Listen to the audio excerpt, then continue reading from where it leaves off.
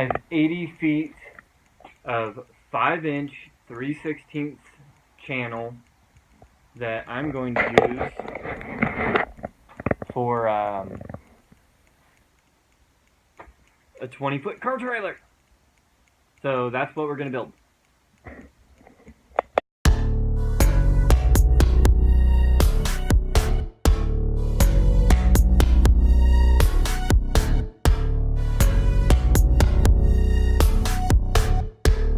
Because that's all I need to catch a rug on fucking fire.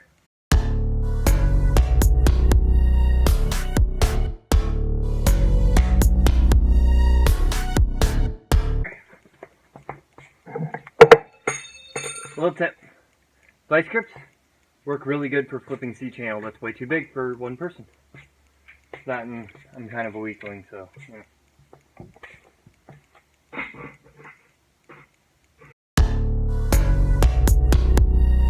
The main frame is going to be 6 feet, 8 inches wide on center, because that's what my axle length is. And I got my axles before I got my fucking trailer steel, and they were used. And I paid $180 for two 3,500-pound axles, one of which is a braking axle. So I thought that was a good deal.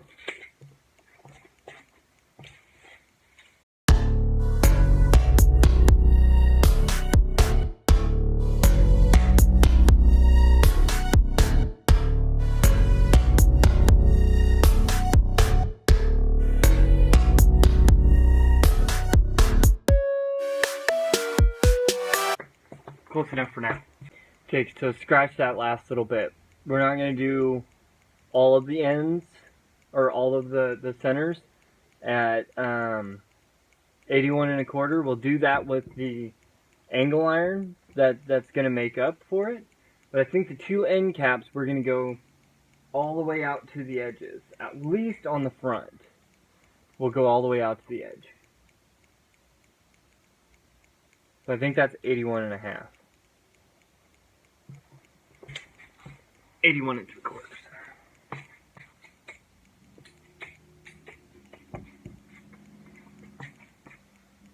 The hell did I do with my Sharpie? It's in my pocket.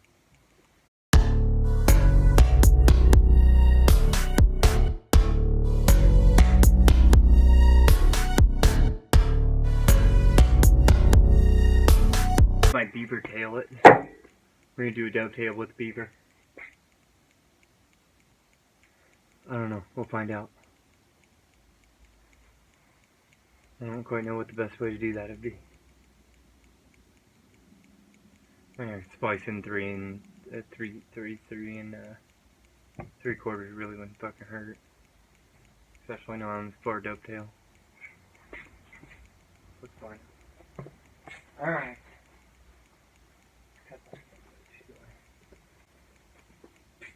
I don't even know if this 5-inch shit will fit in my bandsaw. Hot dog, I think it will.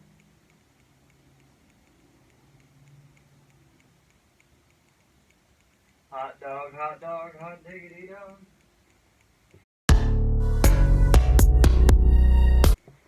Anybody that tells you you can't find good tools for cheap, I bought that at a pawn shop for 85 bucks. Fucking stout. The blade's all fucked up. I gotta buy a new one of those, but the motor, everything like that, worked perfectly.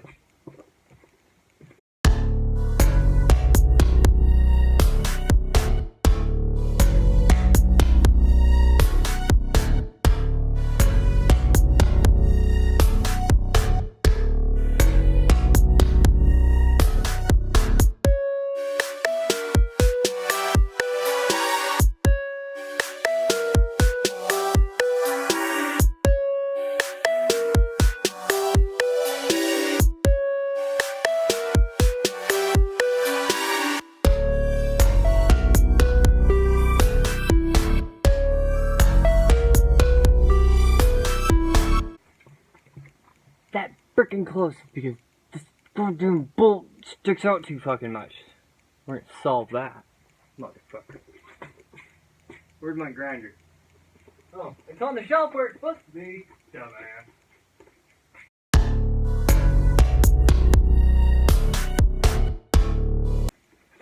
Why is it after always I put shit away, I can never find my tools?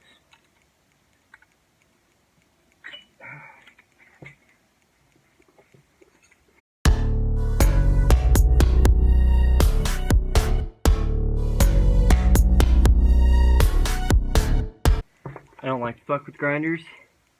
There's a scar right here. I see it about like that. That's from a cutoff wheel, and cut me damn near all the way to the bone. So, fuck grinders.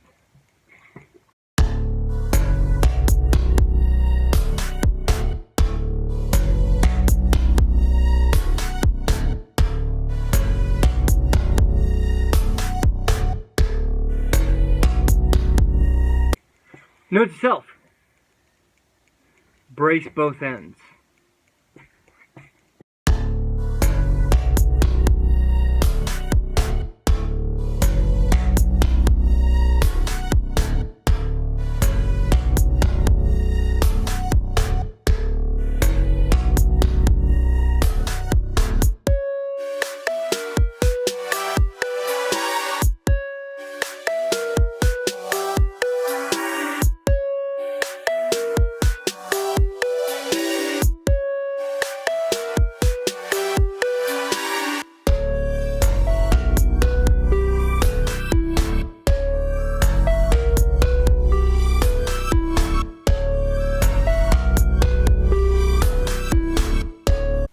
Okay. So now, we have the front cap cut, we have the middle one cut, almost. We need to pull 3.5 inches off of this next piece of steel. Then we can add on to that one, put it on the far back, because it's not going to be a horribly, like, strong piece, you know what I'm saying? I had to block that one light with my head.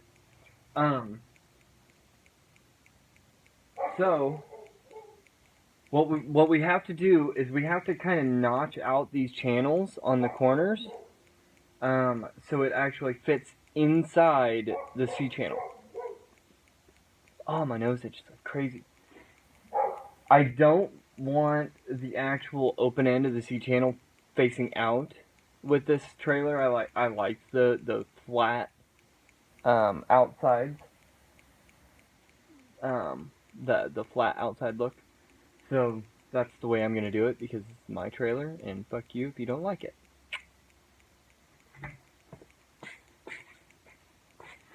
So what we're gonna do, and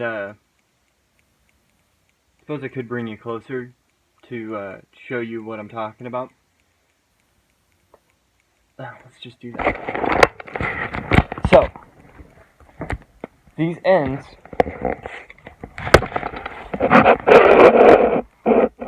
right in here, if we want to make this type of end inside of this channel, we really have to cut this right here out a little bit and up here. You know what I'm saying? So what we're going to do in order to find that is we're going to take a piece of cardboard, we're going to put it up next to it, and we're going to hit it with a hammer. And that's going to imprint this shape onto the cardboard. Then we'll take the cardboard, cut it out, place it up against here, and then we'll cut that out. So we'll do that now.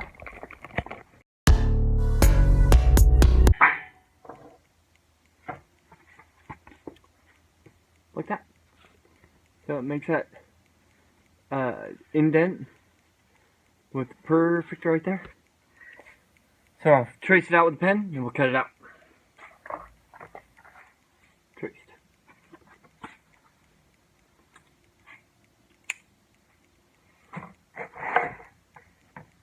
We test fit it. Now I found out I need about 1/4 of an inch more cut out right here. That way, you can do this and cut it as many times as you want to and not fuck up your steel. Voila. It's not perfect. We don't need it to be. As long as it fits and fits relatively snug, we're good. So. And we can always touch it up on the ends with the grinder, but it's better to get it as close as humanly possible the first time. It saves you from having to buckle shit more. I ain't got my teeth in.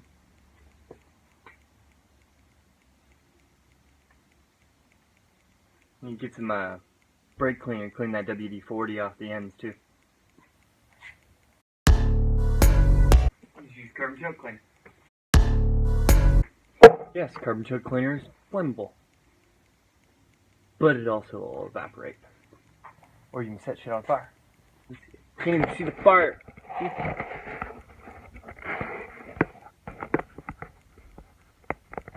So in other words, half the shit I've been doing, you haven't been able to see. Annoying. As long as it doesn't set my fucking snowmobile on fire, I'll be alright. You could also, like, measure that type of stuff. I find this to be so much easier. So now, it's a matter of, what do I use to cut these? The first couple of cuts, I'm actually just going to stack it up on my bandsaw again. And let the bandsaw do the heavy work. Then I'll probably end up using like a cutoff wheel on the grinder, or I have one sawzall blade left, but I really don't want to fuck it up.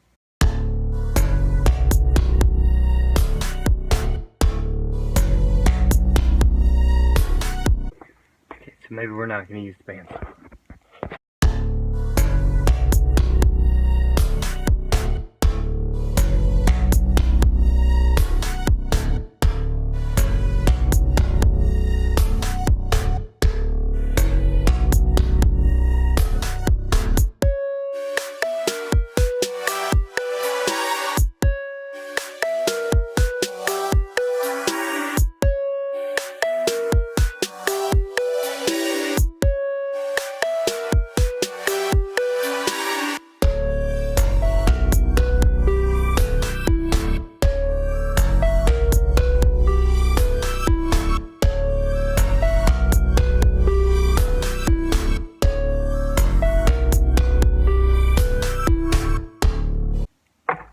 There are better ways to do this than the cutoff wheel. Most guys just use a torch.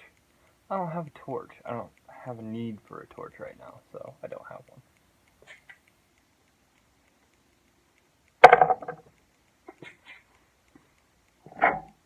Deer pest.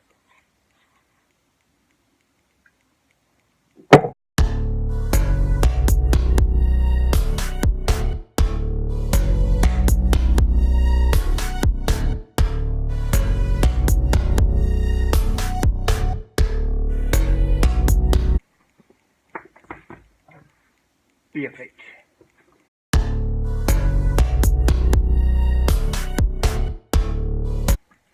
And in case you're wondering, I'm my neighbor's best fucking friend. Not really, they fucking hate me.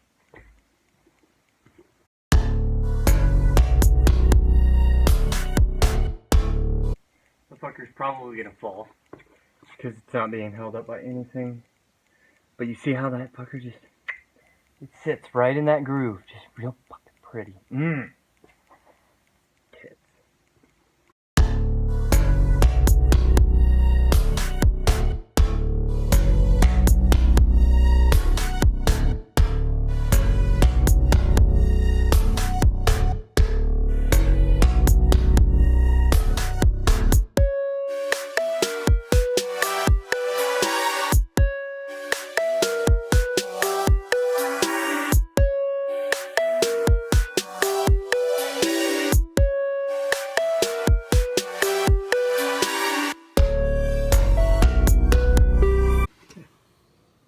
Now you see how that sits down in that channel?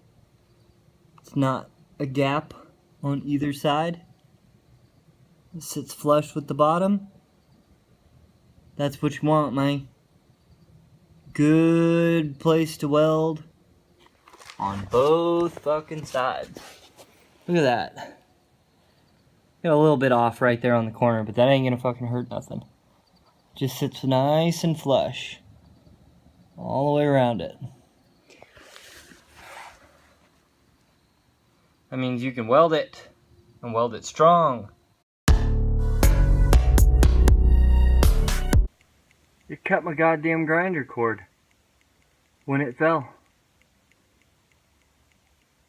I stopped the video and turned around, and the fucking bar fell. I landed right on my grinder fucking wire.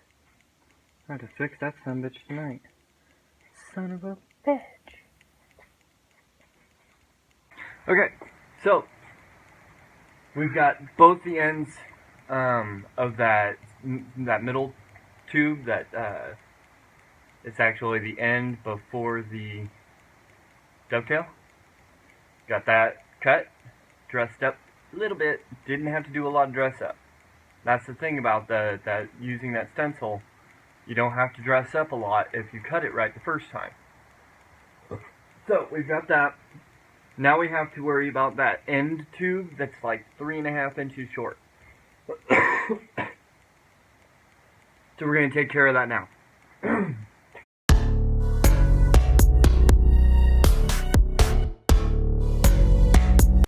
So we actually need 2.5. 2.5 fucking inches. That's how short. How barely 2.5 inches.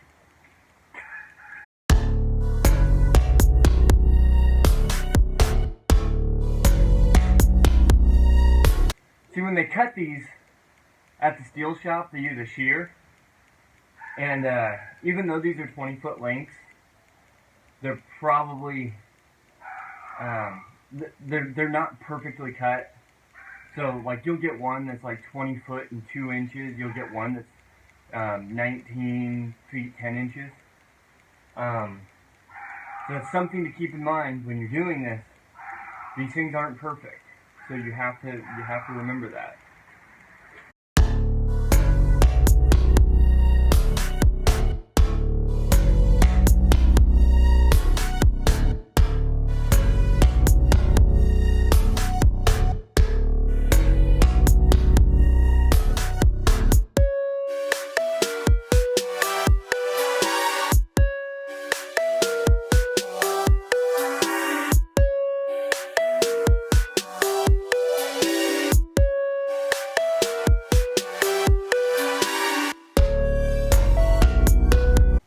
God, this thing's such a good purchase.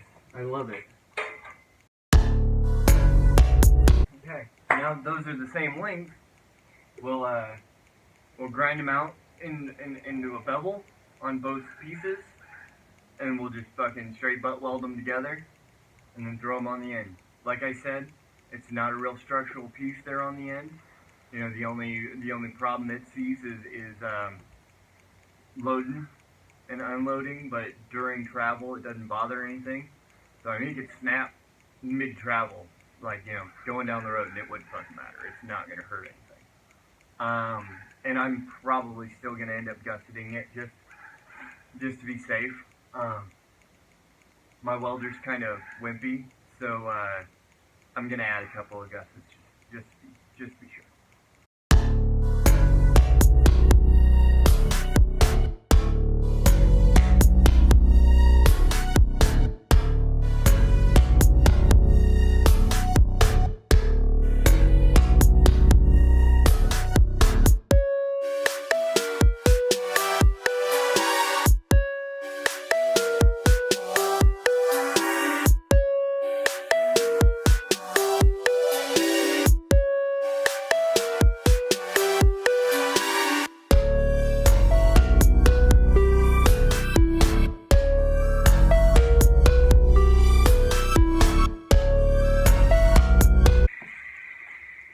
So, I took the grinder on both pieces of steel, and I put a bevel on it. Okay? What that bevel's going to do when these two pieces mate, I don't quite know how to do this. Yeah, alright, that'll work. When the two pieces come together, it's got a V in it. That way, that way you can weld into that V, and that ensures good penetration. And I'm running my welder on 110 flux core right now. So I have to make sure that I can really get down deep in there, move slowly, get it really fucking hot, and weld it all together. So I'm gonna weld this piece to that piece. I'll be back.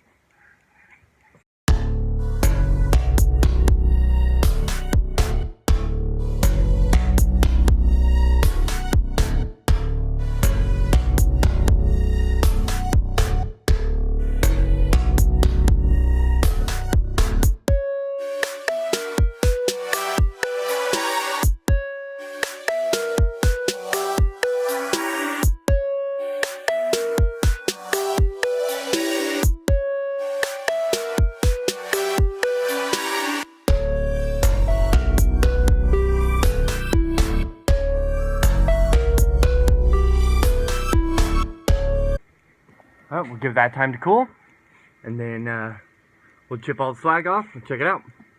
But as I was flipping it, after I did the first one, I flipped it over to the back side, and I could see the weld penetration on the other side. This welder is rated at 110, on 110, it's rated up to 5/16 with a 2-pass weld. And this is 3/16, so I don't have any problems with this. I'm not afraid of this welder or these welds at all. But like I said earlier, I'm still going to gusset them because I'm paranoid. I'm not worried, I'm paranoid. There's a difference. Alright, so as I said before, it's got all that slag all over it. But, it's a good solid hot weld. Good penetration all the way through.